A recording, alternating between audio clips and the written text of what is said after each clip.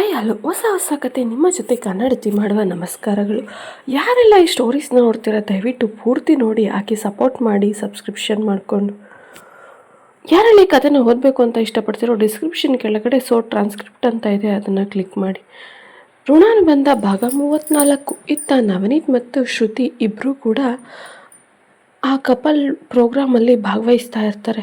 ಹೀಗೆ ಅವ್ರಗಳ ಫೋಟೋ ಅವ್ರುಗಳೇ ನೋಡ್ಕೊಳ್ತಾ ತುಂಬ ಖುಷಿ ಕೂಡ ಪಡ್ತಾ ಇರ್ತಾರೆ. ಹಾಗೆ ನೆಕ್ಸ್ಟ್ ಗೇಮ್ಗಳನ್ನ ಕೂಡ ಆಡಿಸ್ತಾ ಇರ್ತಾರೆ. ಆ ಗೇಮ್ಗಳಲ್ಲಿ ನವನೀತ್ ಮತ್ತು ಶ್ರುತಿ, ನವನೀತ್ ಕಾಲುಗಳ ಮೇಲೆ ಶ್ರುತಿಯ 2 ಕಾಲುಗಳನ್ನು ಇಟ್ಟು ಮಧ್ಯ ಒಂದು ಬಲೂನ್, ಅಂದರೆ ಇಬ್ಬರು ಒಬ್ರಿಗೊಬ್ರು ತಪ್ಪಿಕೊಂಡು ಶ್ರುತಿ ಕೆಳಗಡೆ ನಡೆಯೋ ಹಾಗಿಲ್ಲ, ನವನೀತ್ ಕಾಲ ಮೇಲೆ ನಡಿಬೇಕು. ಆ ಬಲೂನ್ನ ಈ ಕಡೆಯಿಂದ ಆ ಕಡೆವರೆಗೆ ತಗೊಂಡೋಗಿ ಇಡಬೇಕು. 10 ನಿಮಿಷದಲ್ಲಿ ಯಾರು ಎಷ್ಟು ಇಡ್ತಾರೆ ಅಂತ ಕೌಂಟ್ ಮಾಡ್ತಾ ಇರ್ತಾರೆ.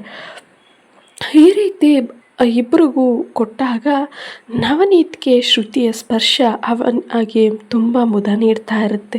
ಹಾಗೆ ಆ ಸ್ಪರ್ಶದಲ್ಲಿ ಎಷ್ಟು ಫಾಸ್ಟಾಗಿ ಅದನ್ನು ಗೇಮ್ನ ಕಂಪ್ಲೀಟ್ ಮಾಡ್ತಾ ಇರ್ತಾನೆ ಅಂತಂತಂದರೆ, ಎಲ್ರಿಗಿಂತೂ ಅವನೇ ಬಲೂನ್ಗಳನ್ನ ಜಾಸ್ತಿ ತಗೊಂಡು ಹೋಗ್ತಾ ಇರ್ತಾನೆ. ಆದರೆ ಕೊನೆಯಲ್ಲಿ ಒಂದು ಬಲೂನ್ ಹೊಡೆದು ಇಬ್ಬರು ಒಬ್ರನ್ನೊಬ್ಬರು ಗಟ್ಟಿಯಾಗಿ ಜೋರಾಗಿ ತಪ್ಕೊಳ್ತಾರೆ. ಅದು ಸ್ಟೇಜ್ ಮೇಲೆ ಆಗಿರೋದ್ರಿಂದ ಅಲ್ಲಿರುವಂಥವರು ಕಪಲ್ಸ್ ಎಲ್ಲ ನೋಡಿ ತುಂಬ ಖುಷಿಪಟ್ಟು ಚಪ್ಪಾಳೆ ಹೊಡೆದು ಎನ್ಕರೇಜ್ ಮಾಡ್ತಾ ಇರ್ತಾರೆ. ಹಾಗೆ ಅವರಿಬ್ಬರಿಗೆ ಶ್ರುತಿಗೆ ಏನೋ ಒಂಥರ ಮುಜುಗರ ಅನಿಸ್ಬಿಡುತ್ತೆ. ಎಲ್ಲರ ಮುಂದೆನೂ ಅಪ್ಕೊಳ್ಳೋದು, ಈ ಡ್ಯಾನ್ಸ್ ಮಾಡೋದೆಲ್ಲ ಅವಳಿಗೆ ಅಷ್ಟು ಇಷ್ಟ ಆಗಲ್ಲ. ಯಾಕಂದರೆ ಹಳ್ಳಿ ಹುಡುಗಿ ಆಗಿರೋದ್ರಿಂದ ಅವಳು ಇದಕ್ಕೆಲ್ಲ ಅಡ್ಜಸ್ಟ್ ಆಗಿರೋದಿಲ್ಲ. ಬಟ್ ನವನೀತ್ಗೋಸ್ಕರ ಎಲ್ಲವನ್ನು ಸಹಿಸ್ಕೊಳ್ತಾ ಇರ್ತಾಳೆ. ಆಕಸ್ಮಿಕವಾಗಿ ಆಗಿದ್ದಲ್ವ, ಬೇಕು ಅಂತ ಏನಾಗಿಲ್ಲ ಅಂತ ಅವಳ ಅಪ್ಪುಗೆ ಅವನಿಗಂತೂ ಏನೋ ಒಂಥರ ಬೆಚ್ಚನೆಯ ಮುದ ನೀಡ್ತಾ ಇರುತ್ತೆ. ಅವಳ ಸ್ಪರ್ಶ ಅವನಿಗೆ ಮತ್ತಷ್ಟು ಹುರಿದುಂಬಿಸ್ತಾ ಇರುತ್ತೆ ಕೆಲಸಗಳನ್ನ ಮಾಡೋಕ್ಕೆ. ಅವಳು ಏನೋ ಒಂಥರ ಅವನಿಗೆ ಸ್ಪೆಷಲ್ ಅನ್ನೋ ಹಾಗೆ ಇರ್ತಾಳೆ. ಹಾಗಾಗಿ ಶ್ರುತಿನ ಅವನು ಯಾವತ್ತೂ ಸ್ಪೆಷಲ್ ಅನ್ನೋ ಹಾಗೆ ಟ್ರೀಟ್ ಮಾಡ್ತಾ ಇರ್ತಾನೆ. ಹಾಗೆ ಈಗೆಲ್ಲ ಗೇಮ್ಗಳೆಲ್ಲ ಮುಗಿತಾವೆ. ಗೇಮ್ಗಳೆಲ್ಲ ಮುಗಿದ ನಂತರ ಇತ್ತ ಆರ್ಗನೈಸ್ ಮಾಡಿದಂಥ ಕಪಲ್ ಡ್ಯಾನ್ಸರು ಇನ್ನೇನು ಅನೌನ್ಸ್ ಮಾಡಬೇಕು, ಬೆಸ್ಟ್ ಕಪಲ್ ಯಾರು, ಹಾಗೆ ಆ ಬೆಸ್ಟ್ ಕಪಲ್ಗೆ ಏನೇನೆಲ್ಲ ಗಿಫ್ಟ್ ಬರುತ್ತೆ ಅಂತ. ಇತ್ತು ಶ್ರುತಿ ನವನೀತ್ಗೇನು ಕಾತುರ ಇರಲ್ಲ, ನಾವು ಬೆಸ್ಟ್ ಕಪಲ್ ಅಂತ ಎಲ್ಲ ಏನು. ಯಾಕಂದರೆ ಅವರು ಯಾವತ್ತೂ ಆ ರೀತಿ ಬೆಸ್ಟ್ ಕಪಲ್ ನಮಗೆ ಗಿಫ್ಟ್ ಬರಬೇಕು ಅನ್ನೋ ರೀತಿ ಏನು ನಡ್ಕೊಳ್ಳಿಲ್ಲ. ಅವರು ಆರಾಮಾಗಿ ಹೇಗಿದ್ರೋ ಹಾಗೇ ಇದ್ದರು. ಹಾಗೆ ಇವರು ಆ ಆರ್ಗನೈಸರು ಅವರು ಸ್ಟೇಜ್ ಮೇಲೆ ಬಿಟ್ಟು ಹೊರಗಡೆ ಕೂಡ ಯಾವ ರೀತಿ ಕಾಳಜಿ ಮಾಡ್ತಾ ಇರ್ತಾರೆ, ಕೇರ್ ಮಾಡ್ತಾರೆ, ಒಬ್ರಿಗೊಬ್ರು ಎಷ್ಟು ಪ್ರೀತಿಸ್ತಾರೆ ಅನ್ನೋದನ್ನ ಅರ್ಥ ಮಾಡ್ಕೊಳ್ಳೋಕ್ಕೆ ಕೆಲವೊಬ್ಬರು ಗೊತ್ತಿಲ್ಲದೆ ಅವ್ರ ಹಿಂಬಾಲಕರನ್ನ ಬಿಟ್ಟು ಎಲ್ಲವನ್ನು ನೋಡ್ತಾ ಇರ್ತಾರೆ. ಹಾಗೆ ಒಂದು ಕ್ಷಣದಲ್ಲಿ ಶ್ರುತಿ ಕಾಲಿಗೆ ಅಲ್ಲೇ ಇದ್ದಂಥ ಯಾವುದೋ ಒಂದು ಕಾಲಿಗೆ ತಗಲಿ ಶ್ರುತಿ ಕಾಲು ಗಾಯ ಆಗಿರುತ್ತೆ. ಅದನ್ನು ನೋಡಿದ ನವನೀತ್ ಅವಳ ಕಾಲನ್ನ ನೀಟಾಗಿ ತನ್ನ ತೊಡೆ ಮೇಲೆ ಇಟ್ಕೊಂಡು ಆ ಗಾಯನ ಒರೆಸಿ ಕ್ಲೀನ್ ಮಾಡಿ ಫಸ್ಟ್ ಏಡ್ ಮಾಡಿ, ಅವಳಿಗೆ ಯಾಕೆ ನೋಡ್ಕೊಂಡು ಓಡಾಡೋದಲ್ವ, ಯಾಕೆ ಚಪ್ಪಲಿ ಬಿಟ್ಟು ಕೂತ್ಕೊಂಡ್ರಿ ನೀವು, ಈ ರೀತಿ ಗಾಯ ಆಯಿತು ನೋಡಿ, ಎಷ್ಟು ನೋವಾಗ್ತಿತ್ತು ಏನೋ ನಿಮಗೆ, ಶ್ರುತಿ ಏನೂ ನೋವಾಗ್ತಾಯಿಲ್ಲ, ನೀವು ಆರಾಮಾಗಿರಿ ಅಂತ ಇನ್ನೊಂದಷ್ಟು ಘಟನೆಗಳು ಶ್ರುತಿ ನವನೀತ್ನ ಕೇರ್ ಮಾಡೋದು ಎಲ್ಲವನ್ನೂ ಕೂಡ ಅವರು ಗಮನಿಸಿರ್ತಾರೆ. ಹಾಗೆ ಅವ್ರು ಕೊಟ್ಟಿರುವ ಗೇಮ್ ಚಾಲೆಂಜಲ್ಲೆಲ್ಲ ಕೂಡ ಅವರು ಕರೆಕ್ಟಾಗಿ ಆನ್ಸರ್ಸ್ ಕೊಟ್ಟಿರ್ತಾರೆ. ಹಾಗೆ ಡ್ಯಾನ್ಸ್ ಕೂಡ ಸಕ್ಕತ್ತಾಗೆ ಮಾಡಿರ್ತಾರೆ. ನೋಡೋರು ಕಣ್ಣು ಸೆಳೆಯೋ ಹಾಗೆ ಡ್ಯಾನ್ಸ್ ಮಾಡಿರ್ತಾರೆ. ಬಟ್ ಯಾವುದೇ ರೀತಿ ಅವರು ಮಾಡ್ರನ್ಟಿಕ್ಕಾಗಿ ಏನು ಡ್ಯಾನ್ಸ್ ಮಾಡಿರಲಿಲ್ಲ. ಬಟ್ ಮಾಡೋ ಡ್ಯಾನ್ಸ್ಗಳಲ್ಲಿ ಅಷ್ಟು ಅದ್ಭುತವಾದ ಭಾವನೆಗಳನ್ನ ತುಂಬಿ ಡ್ಯಾನ್ಸ್ ಮಾಡಿರ್ತಾರೆ. ಗೇಮ್ಗಳಲ್ಲೂ ಕೂಡ ತುಂಬ ಸಂತೋಷವಾಗಿ ಆ ಗೇಮ್ಗಳನ್ನು ಅವರು ಹಾಡಿರೋದೆಲ್ಲನೂ ಗಮನಿಸಿ ಶ್ರುತಿ ಮತ್ತು ನವನೀತ್ಗೆ ಬೆಸ್ಟ್ ಕಪಲ್ ಅವಾರ್ಡ್ ಕೊಡ್ತಾರೆ. ಹಾಗೆ ಅವತ್ತಿನ ಕೆಲವೊಂದಷ್ಟು ಸರ್ಪ್ರೈಸಸ್ ಕೂಡ ಕೊಟ್ಟಿರ್ತಾರೆ. ಬಟ್ ಶ್ರುತಿ ನವನೀತ್ಗೆ ಆ ಸರ್ಪ್ರೈಸ್ ಏನು ಅಂತ ಗೊತ್ತಿರಲ್ಲ. ಹಾಗಾಗಿ ಅವರು ಒಂದಷ್ಟು ಬೆಸ್ಟ್ ಕಪಲ್ ಪ್ರೈಸಸ್ ಮತ್ತು ಅಮೌಂಟ್ ಕೊಡ್ತಾರೆ ಅವರಿಗೆ. ಅದರಲ್ಲಿ 10 lakhs ಬರುತ್ತದೆ. ಆದರೆ ಇನ್ನೊಂದಷ್ಟು ಸರ್ಪ್ರೈಸ್ ಗಿಫ್ಟ್ ಕೂಡ ಇರ್ತವೆ. ನವನೀತ್ ಶ್ರುತಿಗೆ ಹೇಳ್ತಾನೆ, ನೋಡಿ 10 ಲಕ್ಷ ಬಂದಿದೆ ನಮಗೆ, ಇದನ್ನು ಏನು ಮಾಡೋದು, ನಾವು ಹೇಗೆ ಖರ್ಚು ಮಾಡೋದು ಹೇಳಿ ಅಂತ. ಶ್ರುತಿ, ನಿಜವಾಗ್ಲೂ 10 ಲಕ್ಷ ಬಂದಿದೆಯಾ? ಹೌದು ನೋಡಿ, ನೀವೇ ನೋಡಿ, ಎಲ್ಲರೂ ಎದುರಿಗೂ ಕೊಡ್ತಾ ಇದ್ದಾರೆ ಅಂತ ಹೇಳಿ ನವನೀತು ಶ್ರುತಿಗೆ ಹೇಳಿದಾಗ, ಶ್ರುತಿ ಏನಾದರೂ ಯೋಚನೆ ಮಾಡೋಣ ಇದ್ರ ಬಗ್ಗೆ, ಸುಮ್ಮನೆ ದಂಡವಾಗಿ ಯಾವುದನ್ನು ಖರ್ಚು ಮಾಡಬಾರ್ದು, ಒಂದು ರೂಪಾಯಿಗೂ ತುಂಬ ಬೆಲೆ ಇದೆ ಈ ಕಾಲದಲ್ಲಿ. ಆಗಿನ ಕಾಲದ ಹಾಗೆ ನಮ್ಮ ಅಜ್ಜಿ ತಾತನ ಕಾಲದ ಹಾಗೆ ಯಾರು ದಯೆ ದಾಕ್ಷಿಣ್ಯ ಅಂತನೋ ಹಾಗೆ ಯಾರೂ ತೋರಲ್ಲ. ದುಡ್ಡಿದ್ರೆ ಮಾತ್ರ ಸ್ವಲ್ಪ ಬೆಲೆ ಕೊಡ್ತಾರೆ, ಹಾಗೆ ಗೌರವನೂ ಕೊಡ್ತಾರೆ. ಇಲ್ಲ ಅಂತಂದರೆ ಆ ಕ್ಷಣವೇ ಎಲ್ಲನೂ ಮರೆತು ಬಿಟ್ಟು ಅವ್ರ ಪಾಡಿಗೆ ಅವರು ಕೆಲಸ ಮಾಡ್ತಿರ್ತಾರೆ. ಹಾಗಾಗಿ ಇದನ್ನು ಹೇಗೆ ಖರ್ಚು ಮಾಡಬೇಕು ಅನ್ನೋದನ್ನ ಯೋಚನೆ ಮಾಡೋಣ. ಇವಾಗ ಊಟ ಮುಗಿಸ್ಕೊಂಡು ಹೊರಡೋಣ ಅಂತ ಹೇಳಿ ಅಲ್ಲೇ ಎಲ್ಲ ಕಪಲ್ಸ್ಗಳಿಗೂ ಕೂಡ ತುಂಬ ಡಿಫ್ರೆಂಟಾಗಿ ಡಿನ್ನರ್ಸ್ನ ಅರೇಂಜ್ ಮಾಡಿರ್ತಾರೆ. ಬಟ್ ಗೆದ್ದಂಥ ಕಪಲ್ಸ್ಗೆ ತುಂಬ ಸಪ್ರೇಟಾಗಿ ಡಿನ್ನರ್ನ ಅರೇಂಜ್ ಮಾಡಿ ಸುತ್ತ ಕ್ಯಾಂಡಲ್ ಲೈಟ್, ಹಾಗೆ ಮಿಂಚುಳುಗಳ ಸಂಚಾರ, ಹಾಗೆ ಫ್ಲವರ್ಸ್ ಡೆಕೋರೇಷನ್ನು, ಅದ್ರ ಮಧ್ಯೆ ಹಾರ್ಟ್ ಶೇಪಲ್ಲಿರುವಂಥ ಕೆಲವು ಗುಲಾಬಿ ಹೂಗಳ ತೋರಣ, ಹಾಗೆ ಡೆಕೋರೇಟಿವ್ ಏನೋ ಒಂಥರ ಅದನ್ನು ನೋಡ್ತಾ ಇದ್ರೇ ಕಳೆದೋಗ್ಬಿಡ್ಬೇಕು. ಅದನ್ನು ಅನುಭವ್ಸೋಕ್ಕೆ ತುಂಬ ಖುಷಿ ಆಗುತ್ತೆ, ಹಾಗೆ ಎಂಜಾಯ್ ಕೂಡ ಮಾಡ್ಬೋದು. ಹಾಗೆ ಅವರಿಗೆ ಆದಂಥ ಕೆಲವೊಂದು ಸಾಂಗ್ಸ್ಗಳನ್ನ ಪ್ಲೇ ಮಾಡ್ತಾ ಅವರಿಗೆ ಇಷ್ಟವಾದಂಥ ಡಿನ್ನರ್ಗಳನ್ನ ಅರೇಂಜ್ ಮಾಡಿರ್ತಾರೆ. ಅದನ್ನು ಅವರು ಆರಾಮಾಗಿ ತಿಂದ್ಕೊಂಡು ಎಂಜಾಯ್ ಮಾಡಲಿ ಅಂತ ಅವರಿಗೆ ಟ್ರೆಡಿಷ್ನಲಾಗಿ ಭಾರತೀಯ ಊಟ ಅವರಿಗೆ ಯಾವ್ಯಾವ ಇಷ್ಟ ಅದನ್ನೇ ಅರೇಂಜ್ ಮಾಡಿರ್ತಾರೆ. ಹಾಗೆ ಅಲ್ಲಿ ಒಂದು ರಿಸ್ಟ್ರಿಕ್ಷನ್ ಕೂಡ ಇರುತ್ತೆ. ಇವತ್ತು ನೀವೇ ಊಟ ಮಾಡೋ ಹಾಗಿಲ್ಲ, ನೀವು ಬೆಸ್ಟ್ ಕಪಲ್ ಆಗಿರೋದ್ರಿಂದ ನೀವು ಒಬ್ರಿಗೊಬ್ರು ತಿನ್ನಿಸ್ಕೋಬೇಕು ಅಂತ. ಅವ್ರು ಹೇಳ್ದಾಗೆ ಇಬ್ಬರು ಕೂಡ ಪ್ರೀತಿಯಿಂದ ಒಬ್ಬರಿಗೆ ಒಬ್ಬರು ತಿನ್ನಿಸ್ತಾ ಇರ್ತಾರೆ. ಶ್ರುತಿಗೂ ಕೂಡ ನಿಧಾನವಾಗಿ ನವನೀತ್ ಮೇಲೆ ಪ್ರೀತಿ ಹುಟ್ಟುತ್ತಾ ಇರುತ್ತೆ.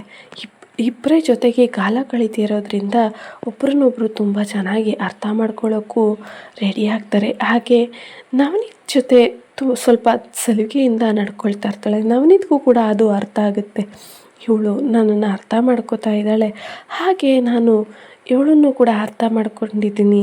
ಆದರೆ ಇವಳಿಗೆ ಅದು ಗೊತ್ತೇ ಇಲ್ಲ ನಾನು ಇವಳನ್ನು ಎಷ್ಟು ಪ್ರೀತಿಸಿದ್ದೀನಿ, ಇವಳಿಗೋಸ್ಕರ ಎಷ್ಟೆಲ್ಲ ಪ್ರೇಯರ್ ಮಾಡಿದ್ದೀನಿ, ಎಷ್ಟೆಲ್ಲ ದೇವ್ರಿಗೆ ಹರಕೆ ಹೊತ್ತಿದ್ದೀನಿ ಅಂತ ಇವಳಿಗೆ ಗೊತ್ತೇ ಇಲ್ಲ. ಬಟ್ ಇವಳ ಆಲೋಚನೆ ಆಕಸ್ಮಿಕವಾಗಿ ಸಿಕ್ಕಿದ್ದೀನಿ ಅನ್ನೋ ರೀತಿ ಅಂದ್ಕೊಂಡಿದ್ದಾಳೆ. ಬಟ್ ಆದರೆ ದೇವರಿಗಂತೂ ಇದೆಲ್ಲ ಗೊತ್ತು. ದೇವ್ರ ಮೇಲೇ ಬೈಕೊಳ್ತಾ ಇರ್ತಾನೆ, ಕಳ್ಳನ ಮಗನೇ ನೀನು ಎಷ್ಟೊಂದೆಲ್ಲ ಪ್ರೇಯರ್ ಮಾಡಿ ಪಡೆದಿದ್ದೀಯಾ, ಈಗ ಡ್ರಾಮಾ ಮಾಡ್ತಾ ಇದೀಯಾ ಅಂತ. ಅದಕ್ಕಾದರೂ ಇನ್ಮೇಲೆ ನಾನೇ ಇವಳಿಗೆ ಪ್ರಪೋಸ್ ಮಾಡಬೇಕು ಅಂತ ಹೇಳಿ ತಿನ್ನಿಸ್ತಾ ಕೈತುತ್ತನ್ನ ಹಾಗೆ ಅಲ್ಲೇ ಇದ್ದಂತಹ ಹಾರ್ಟ್ ಶೇಪ್ ಬೊಕ್ಕೆನ ಕೊಟ್ಟು, ಶ್ರುತಿ ನಾನು ನಿನ್ನನ್ನು ತುಂಬ ಇಷ್ಟಪಡ್ತಾ ಇದ್ದೀನಿ, ತುಂಬ ಪ್ರೀತಿಸ್ತಾ ಇದ್ದೀನಿ, ನೀನಂದರೆ ನನಗೆ ತುಂಬ ಇಷ್ಟ. ನಿನ್ನ ಒಪಿನಿಯನ್ ಏನು ಅದನ್ನು ರೂಮ್ಗೆ ಹೋದ್ಮೇಲೆ ಹೇಳು, ಇಲ್ಲಿ ಹೇಳೋ ಅವಶ್ಯಕತೆ ಏನಿಲ್ಲ. ಹಾಗೆ ನಾಳೆ ಆದರೂ ಪರವಾಗಿಲ್ಲ, ಇನ್ನು ಯಾವತ್ತೇ ಆದರೂ ಕಾಯ್ತೀನಿ ನಿನಗೋಸ್ಕರ. ನಾನು ನಿನ್ನಂಥ ಹುಡುಗಿ ಸಿಗೋಕ್ಕೆ ನಾನು ಪುಣ್ಯ ಮಾಡಿದ್ದೀನಿ ಕಣೆ ಶ್ರುತಿ ಅಂತ ಸ್ವಲ್ಪ ಸಲುಗೆ ಹೋಗೆ ಬಾರೆ ಅನ್ನೋ ರೀತಿ ಅವಳನ್ನು ಮಾತಾಡಿಸ್ತಾ ಅವಳಿಗೂ ಕೂಡ ಕಂಫರ್ಟಬಲ್ ಫೀಲ್ ಮಾಡಿಸ್ತಾ ಇರ್ತಾನೆ. ಹೀಗಿರಬೇಕಾದ್ರೆ ಶ್ರುತಿ ಕೂಡ ಏನೋ ಒಂಥರ ಅವಳ ಮನಸ್ಸಲ್ಲೂ ನವನೀತ್ ಮೇಲೆ ಸ್ವಲ್ಪನೇ ಪ್ರೀತಿ ಮೂಡ್ತಾ ಇರುತ್ತೆ. ಹಾಗೆ ಅವನು ಒಳ್ಳೆತನ ಅವಳಿಗೆ ಮೊದಲಿಂದನೂ ಇಷ್ಟ ಆಗಿರುತ್ತೆ. ಬಟ್ ಪ್ರೀತಿ ಅನ್ನೋದು ನಿಧಾನವಾಗಿ ಚಿಗುರೊಡಿತಾ ಇರುತ್ತೆ. ಸಮಸ್ಯೆಗಳ ನಡುವೆ ಆ ಪ್ರೀತಿ ಮುಚ್ಚೋಗಿರುತ್ತೆ ಇಬ್ಬರಲ್ಲೂ. ಈಗ ಇಬ್ಬರು ಫ್ರೀಯಾಗಿ ಪ್ರೈವಸಿಯಾಗಿರೋದ್ರಿಂದ ಒಬ್ರಿಗೊಬ್ಬರು ಆ ಪ್ರೀತಿನ ವ್ಯಕ್ತಪಡಿಸ್ತಾ ಇರ್ತಾರೆ.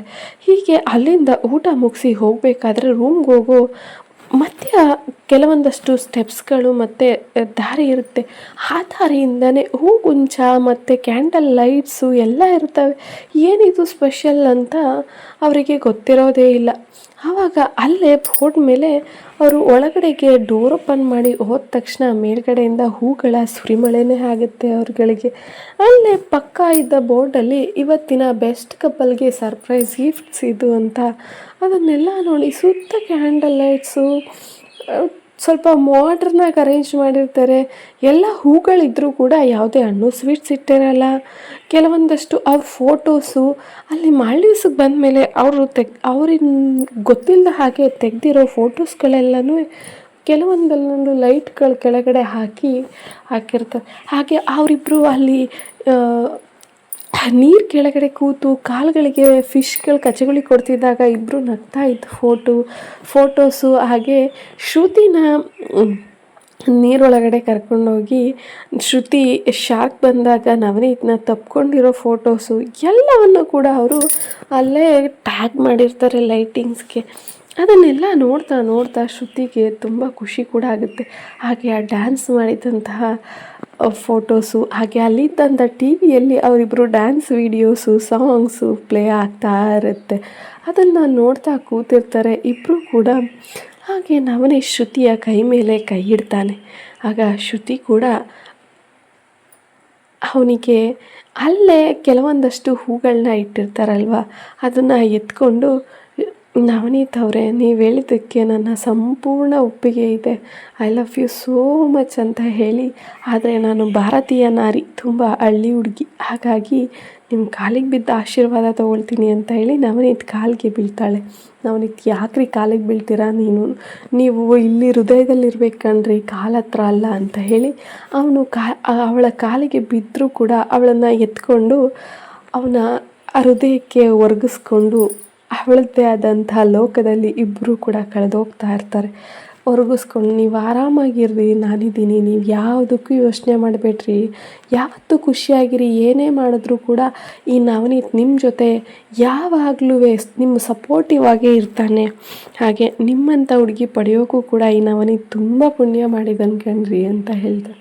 ಹಾಗೆ ಅವನ ಹೃದಯಕ್ಕೆ ಹೊರ್ಕೊಂಡಿದ್ದ ಶ್ರುತಿ ಅವನನ್ನು ತಪ್ಪಿಕೊಂಡು, ತುಂಬ ಥ್ಯಾಂಕ್ಸ್, ನಿಜವಾಗ್ಲೂ ನಾನು ಯಾವತ್ತೂ ಯೋಚನೆ ಮಾಡಿರಲಿಲ್ಲ ಈ ಮದುವೆ ಬಗ್ಗೆ ಆಗಲಿ, ಈ ರೀತಿ ಇರ್ತೀವಿ, ಈ ರೀತಿ ಸಡನ್ನಾಗಿ ನನ್ನ ಮದುವೆ ಆಗುತ್ತೆ, ಈ ರೀತಿ ಎಲ್ಲ ನಾನು ಕೂಡ ನಿಮಗೆ ಹೊಂದಾಣಿಕೆ ಆಗ್ತೀನಿ, ಏನೇನೂ ಅಂದ್ಕೊಂಡಿರಲಿಲ್ಲ.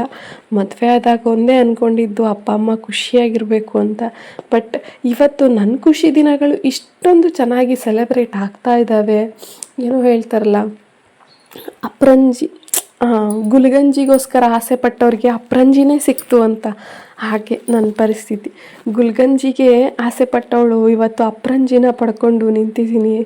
ಏನೋ ಒಂಥರ ಈ ಜೀವನನ ಎಂಜಾಯ್ ಮಾಡಬೇಕು, ಖುಷಿಯಾಗಿರಬೇಕು ಅಂತ ಅನ್ನಿಸ್ತಾ ಇದೆ. ನಿಜವಾಗ್ಲೂ ಇದನ್ನೆಲ್ಲ ನೋಡಿದ ಮೇಲೆ ನನಗೂ ಕೂಡ ಎಲ್ಲವೂ ಫೀಲ್ ಆಗ್ತಾ ಇದೆ. ಇವತ್ತು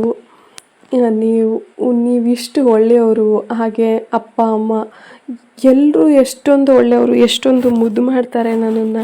ಇದನ್ನೆಲ್ಲ ನೋಡ್ತಾ ಇದ್ದರೆ ಪ್ರಪಂಚದಲ್ಲಿ ನನ್ನಷ್ಟು ಅದೃಷ್ಟವಂತೆ ಯಾರೂ ಇಲ್ಲ ಅನಿಸುತ್ತೆ. ನೀವೇನಂತೀರ ನವನೀತ್ ಅವರೇ? ಇನ್ನು ನವನೀತ್ ಇವರೇ ಎಲ್ಲ ಬಿಡಿ, ಹೋಗು ಬಾ ಅಂತ ಕರೆದ್ರೆ ಸಾಕು. ಹಾಗಲ್ಲ, ನವನೀತ್ ಅವರೇ ಅಂತ ಕರೆಯೋದು ಕೂಡ ತಪ್ಪೆ. ನಮ್ಮ ಊರ ಕಡೆ ಎಲ್ಲ ರೀ ಅಂತ ಕರೀತಾರೆ. ಇನ್ಮೇಲೆ ನಾನು ನಿಮ್ಮನ್ನು ರೀ ಅಂತಲೇ ಕರೀಲ್ಲ. ಕರಿ, ಅದಕ್ಕೆ ಯಾಕೆ ಸಂಕೋಚ ಪಟ್ಕೋತೀರಾ ನೀವು ರೀ ಅಂತೆ ಕರೆದ್ರೇ ಇಷ್ಟ ಆಗುತ್ತೆ. ಆವಾಗಲೇ ನಿಜವಾದ ಗಂಡ ಹೆಂಡ್ತಿ ಅನ್ನೋ ಫೀಲಿಂಗ್ ಬರುತ್ತೆ. ನಾನು ಹೆಂಡ್ತಿ ರೀ ಅಂತ ಕರಿತಾ ಇದ್ದಾಳಲ್ಲಪ್ಪ ಅಂತ ಖುಷಿ ಕೂಡ ಆಗುತ್ತೆ. ನೀವು ಕೂಡ ಇನ್ಮೇಲೆ ನನ್ನನ್ನು ನೀವು ತಾವು ಅಂತ ಕರಿಬೇಡಿ, ಶ್ರುತಿ ಅಂತಲೇ ಕರೀರಿ ಸಾಕು, ಶ್ರುತಿ ಅವರೇ ಬೇಡ ಅಂತ ಶ್ರುತಿ ಕೂಡ ಹೇಳ್ತಾಳೆ. ಆಗ ನವನೀತ್, ಹೌದು, ನನಗೂ ಇಷ್ಟ, ನನ್ನ ಹೆಂಡ್ತಿನ ಯಾವಾಗಲೂ ಫ್ರೀಯಾಗಿ ನನಗಿಷ್ಟ ಬಂದ ಹಾಗೆ ಮುದ್ದಾಗಿ ಕರಿಬೇಕು ಅಂತ. ನಿಮ್ಮನ್ನು ನೋಡ್ತಾ ಇದ್ರೆ ಮುದ್ದು ಅಂತಲೇ ಕರಿಬೇಕು ಅನ್ನಿಸ್ತಾ ಇದೆಯೇ ಹೊರತು ಶ್ರುತಿ ಅಂತ ಕರಿಬೇಕು ಅನ್ನಿಸ್ತಾ ಇಲ್ಲ. ಆದರೂ ಆ ದೇವರು ನಿಮಗೆ ಇಷ್ಟೊಂದು ಅಂದಾನ ಸುರಿದು ಕಳಿಸಿದಾನಲ್ಲ, ಬೇರೆಯವ್ರಿಗೂ ಕೊಟ್ಟಿದ್ದಾನ ಇಲ್ವಾ ಹೇಗೆ? ಹಾಗೆ ನಿಮ್ಮ ಅಂದಕ್ಕಿಂತ ಹೆಚ್ಚಾಗಿ ನಾನು ನಿಮ್ಮಲ್ಲಿ ಕಂಡಂತಹ ಕೆಲವೊಂದಷ್ಟು ಗುಣಗಳನ್ನ ಹೇಳ.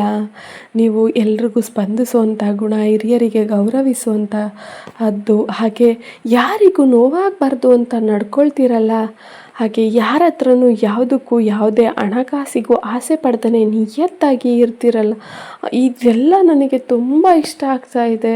I love you so much ಅಂತ ಹೇಳಿ ಮಂಡಿಗಾಲನ್ನ ಹೂರಿ ಅವನು ಶ್ರುತಿ ಹತ್ರ ತನ್ನ ಭಾವನೆಗಳನ್ನ ತೊಡ್ಕೊಳ್ತಾ ಇರ್ತಾನೆ. ನೀವಂದರೆ ನನಗೆ ತುಂಬ ಇಷ್ಟ, ನಿಮ್ಮ ಜೊತೆ ಇನ್ಮೇಲಿಂದ ಸಂಸಾರನ ಶುರು ಮಾಡಬೇಕು ಅಂದ್ಕೊಂಡಿದ್ದೀನಿ, ನೀವೇನು ಹೇಳ್ತೀರಾ ಶ್ರುತಿ? ಅಲ್ಲ ಮುದ್ದು ಹೂ, ಏನು ಮಾಡ್ತೀಯ ಇನ್ಮೇಲೆ ಹೇಳು ಅಂತ. ಆಗ ಶ್ರುತಿ, ನೀವು ಹೇಗೆ ಹೇಳ್ತೀರಾ ಹಾಗೆ ಅಂತ ಅವನ ಮಂಡಿಗಾಲಲ್ಲಿ ಕೂತಿದ್ರೆ ಅವಳು ಕೂಡ ಮಂಡಿಗಾಲಲ್ಲಿ ಕೂತು ಆ ಹೂವಿನ ಬೊಕ್ಕೆನ ಎರಡೂ ಕೈಯಲ್ಲಿ ಇಟ್ಕೊಂಡು, ನೀವು ಹೇಗೆ ಹೇಳಿದ್ರು ನಾನು ಇನ್ನು ಮುಂದೆ ಕೇಳ್ತೀನಿ. ಓಕೆ, ನೀವು ಹೇಳ್ದಾಗೆ ಆಗಲಿ, ಜೀವನ ಕೂಡ ಮುಂದೆ ಸಾಗಬೇಕಲ್ವ, ನಾವು ಕೂಡ ಇಷ್ಟು ಒಬ್ರನ್ನೊಬ್ರನ್ನ ಹತ್ರದಿಂದ ನೋಡ್ತಾ ಇರೋದು ತುಂಬ ಖುಷಿ ಕೂಡ ಆಗ್ತಾ ಇದೆ. ಹಾಗೆ ಈ ಜೀವನ ಕೂಡ ತುಂಬ ಸುಂದರವಾಗಿದೆ ಅನ್ನಿಸ್ತಾ ಇದೆ. ಆದರೆ ನನ್ನನ್ನು ಯಾವುದೇ ರೀತಿ ಕಷ್ಟದಲ್ಲಿ ನನ್ನನ್ನು ಮತ್ತು ನನ್ನ ಅಪ್ಪ ಅಮ್ಮನ್ನ ಕೈ ಬಿಡಬೇಡಿ. ನಾನು ಕೂಡ ನಿಮಗೊಂದು ಪ್ರಾಮಿಸ್ ಮಾಡ್ತೀನಿ, ನಿಮ್ಮನ್ನು ಮತ್ತು ಅತ್ತೆ ಮಾವನ್ನ ಯಾವತ್ತೂ ನಾನು ಬೇರೆಯವರು ಅಂತ ತಿಳ್ಕೊಳ್ಳಲ್ಲ. ಎಲ್ಲರೂ ನನ್ನವರೇ, ನಾವೆಲ್ಲರೂ ಒಂದೇ ಕುಟುಂಬ ಅಂತ ಭಾವಿಸ್ತೀನಿ. ನೀವು ಹಾಗೆ ಭಾವಿಸಿದ್ದೀರಾ, ಇನ್ನು ಮುಂದೇನೂ ಹಾಗೆ ನಡ್ಕೊಳ್ಳಿ ಅಂತ ಹೇಳ್ತಾನೆ. ಅವನು ಶ್ರುತಿ ಕೈಯನ್ನು ಹಿಡ್ಕೊಂಡು ನಿಜವಾಗ್ಲೂ ಇನ್ನು ಮುಂದೆ ಅಂತಲ್ಲ, ಇದುವರೆಗೂ ನಾನು ಅದೇ ರೀತಿ ನಡ್ಕೊಳ್ತಾ ಇದ್ದೀನಿ. ನನ್ನ ಈ ಜೀವ ಇರೋವರೆಗೂ ಈ ಮಾತನ್ನು ನಾನು ಉಳಿಸ್ಕೊಳ್ತೀನಿ. ಶ್ರುತಿ, ನೀವು ಈಗೆಲ್ಲ ಮಾತಾಡಬೇಡಿ. ಈ ಜೀವ ಹೋಗೋಕ್ಕೆ ಮುಂಚೆ ಈ ಜೀವ ಹೋಗಬೇಕು. ಪ್ರತಿಯೊಂದು ಹೆಣ್ಣು ಬಯಸೋದು ಮುತ್ತೈದೆಯಾಗಿ ಸಾಯಬೇಕು ಅಂತ. ಹಾಗೆ ಬೇಗ ಹೋಗಬೇಕು ಅಂತಲ್ಲ. ಗಂಡ ಸಾಯುವ ಗಳಿಗೆಯ 5 ನಿಮಿಷ ಮುಂಚಿತವಾಗಿ ಈ ಜೀವ ಹಾರಿ ಹೋಗಬೇಕು ಅಂತ ಬಯಸ್ತಾಳ ಹೊರತು ಜೊತೆಗೆ ಹೋಗಬೇಕು ಅಂತ ಬೇಗ ಎಲ್ಲೋ ಸತ್ತು ಗಂಡನ್ನ ಒಬ್ಬಂಟಿ ಮಾಡಿ ಅವನ ಕಷ್ಟದಲ್ಲಿ ಪಾಲುದಾರಿಕೆ ಇಲ್ದೇ ಅವನ ಸುಖದಲ್ಲಿ ಅವನು ಹಂಚ್ಕೊಳ್ಳೋಕ್ಕಾಗದೆ ಒದ್ದಾಡೋ ರೀತಿ ಮಾಡಿ ಬಿಟ್ಟು ಹೋಗೋಕ್ಕೆ ಇಷ್ಟಪಡಲ್ಲ. ಪ್ರತಿ ಗಂಡನ್ನು ಪ್ರೀತಿಸಿ ಗೌರವಿಸುವಂಥ ಗಂಡನೇ ಪ್ರಪಂಚ, ಗಂಡನೇ ದೇವರು ಅಂತ ಇರೋ ಹೆಣ್ಮಕ್ಳೆಲ್ಲ ಕೂಡ ಹೀಗೆ. ಇದು ಅಂಥ ಹೆಣ್ಮಕ್ಳಿಗೆ ಅರ್ಪಿಸುವಂಥ ಕೆಲವೊಂದಷ್ಟು ಕಥೆಗಳು. ಜೀವನದ ಹಾದಿ ಇದೇ ರೀತಿ ಇರುತ್ತೆ. ಬಟ್ ಎಷ್ಟೋ ಜನ ಇದನ್ನು ಅರ್ಥ ಮಾಡ್ಕೊಂಡಿರಲ್ಲ ಅಷ್ಟೆ ಅಂತ ಹೇಳ್ತಾರೆ. ಆಗ ನವನೀತ್ ಎದ್ದು ಶ್ರುತಿನೂ ಕೂಡ ಮೇಲಕ್ಕೆ ಎದ್ದು ಅಪ್ಕೋತಾನೆ ಗಟ್ಟಿಯಾಗಿ.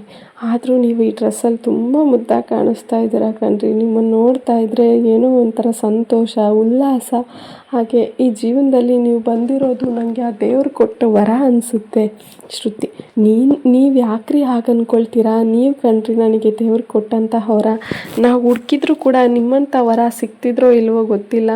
ಈ ವರನ ನಾನು ಜೋಪಾನವಾಗಿ ಮುತ್ತಿನ ಹಾಗೆ ಕಾಪಾಡ್ಕೋಬೇಕು. ನಾನು ಕಾಪಾಡ್ಕೊಳ್ತೀನಿ ಅಲ್ವಾ?